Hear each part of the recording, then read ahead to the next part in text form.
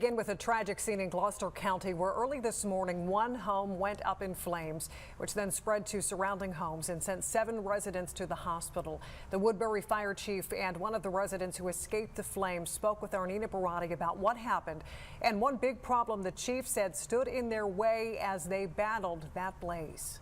I woke up with people screaming fire. I grabbed a blanket and ran upstairs because everyone was running upstairs flipping out. Around 3:30 this morning, 7 residents escaped from their home, one of them jumping from the 2nd floor. The entire house was in flames. The trees were on fire. That house was catching pretty bad. So it got big real quick. Not 1, not 2, but 3 houses suffered damages. Part of the reason was Mother Nature. It was a heavy fire when we showed up. The winds were very high. They were blowing across the east side of the street. We had embers flying through all the yards. Some neighbors even whipped out their yard hoses in hopes of preventing sparks. I heard a boom, a loud boom, and I looked out the window and I saw the flames. It went up in minutes.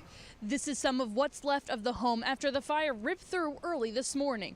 The fire chief said the wind carried over, which helped cause the damages to the neighboring homes. The fire chief also says the heavy wind, among other factors, is what delayed them in putting out the flames. Public service, electric and gas, they just did not respond in an efficient manner for the conditions we had out here. The fire chief points his finger towards public services, claiming it took over an hour for them to shut the power off and about 5 hours for a supervisor to arrive on scene.